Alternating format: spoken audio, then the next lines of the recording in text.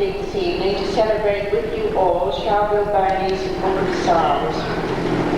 I can only speak modestly as a poet, but as you will see, I have William Wordsworth in my pocket.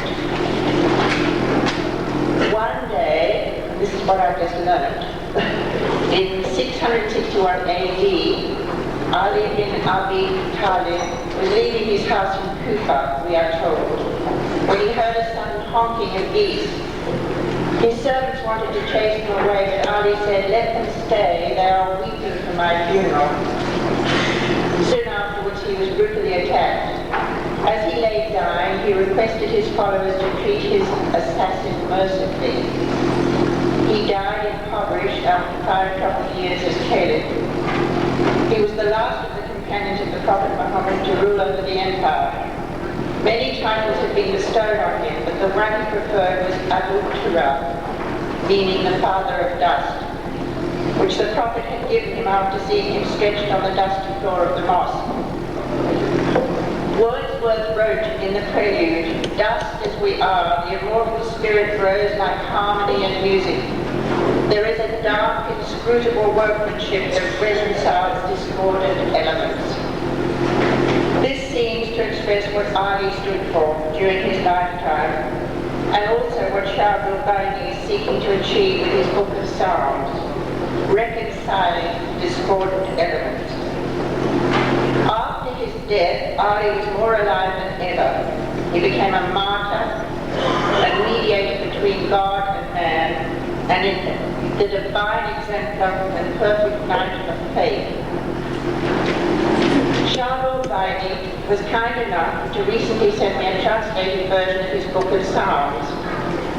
I'd seen the original works in Arabic earlier, and I noticed that the Psalms are dedicated to George Zindar, whose book about Ali has perhaps been a source of inspiration for Sharbel.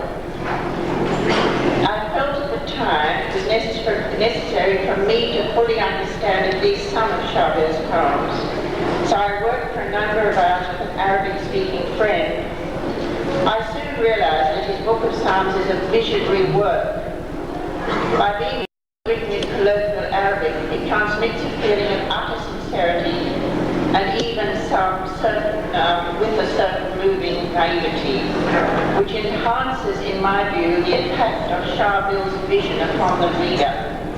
Again, as Wordsworth wrote, visionary power attends the motion of the viewless wings, embodied in the mystery of words. With a very personal instinct, I selected several stanzas from 2 or 3 of the Psalms that particularly moved me, and I put these into my form of poetic English in order to honour Sharbel, who I've known for some years. I shall read these translations, such as they are, with the greatest respect to the 3 translators who have worked very hard, I can see, and I now realise, had already translated the Psalms most faithfully into English. I must stress that I've not been attempting to do a more acceptable translation, but since I had some, perhaps it might be interesting, since I've done them, it might be interesting, I think, for you to hear 1 or 2 by an Australian poet of a very different, non-Arab cultural background, and therefore involving slightly different forms of expression. But first I would like to take this opportunity to congratulate the artist, Mr. George Al-Haddad, here, for his excellent line drawings, which seem to me to capture exactly the feeling of the Psalms.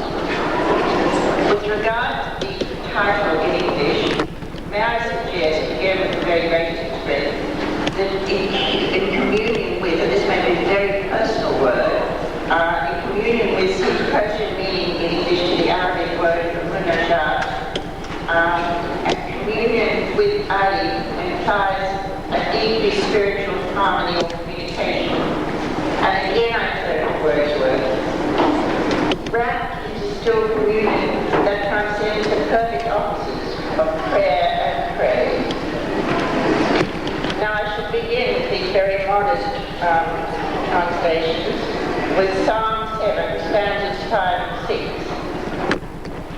Your Islam is the true Islam, which has not been damaged.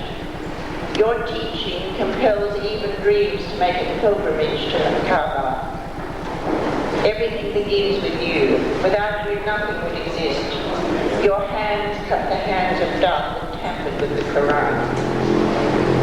These are very poetic stanzas in my view. Sharbel describes Ali's interpretation of Islam as being so pure that even dreams are compelled to make a pilgrimage to Kaaba. Now, from Psalm 8, stanzas 3 and 4. Jesus, who taught me to love, O Ali, exists in you. You shared the agony of crucifixion and reduced his agony. O soulmate, I will not explain, everything is clear. Master Muhammad, what did he say? You two are so alike. You must be one. These two stanzas move me deeply. It seems that Ali was very close in spirit to Jesus. Ali did not push himself forward to claim the succession immediately after the death of the Prophet Muhammad. He was silent. Although courageous, he seemed to want to take a humble stand out of respect for the Prophet. His choice of the title, Father of Dust, reinforces this aspect of essential humility in his character, which is similar to Christ's. Thus, Sharbel brings together these two religions. From Psalm 18, stanza 2, my poems are flash of your radiance, not to ignite, but to illuminate the universe. With the fragrance of your incense, you perfumed them, and you painted them with contented colors. I love to visit you in my thoughts, you who are there and here. Here Sharbel expresses the hope that Ali's radiance will help to make his psalms illuminate the world and build a better understanding. Finally, the last stanza of Psalm 20. I love them all, Jews, Christians, Muslims. I love them all, despite of the divisions created by time. Our eventual meeting place, O Ali, is designed by God. My faith moved me to honor them, and upon my psalms I lean and rest, scattering dreams among people.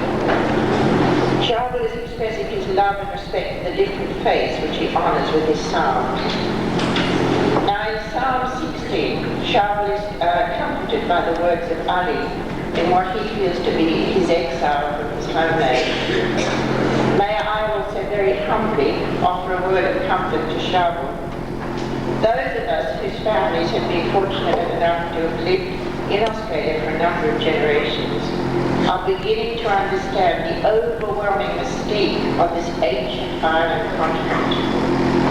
We have come to realize that slowly, the old enmities and prejudices carried to these shores by our forebears drift away in the timelessness of this place, which by its unique and very natural outback purity bestows the gift of oneness. Nature is a tradition in the bush. The heart of your adopted country beats in time with yours, Sharbel. For your intention through your book of psalms is, I believe, to try to instill the oneness of God and the brotherhood and sisterhood of all human beings. Wordsworth wrote of those mysteries of being which have made and shall continue evermore to make of the whole human race one brotherhood. Poetry is, I believe, one of these mysteries. Sharbel, the poet, sustained by the deep heart of this extraordinary country, will, I believe and hope, continue to scatter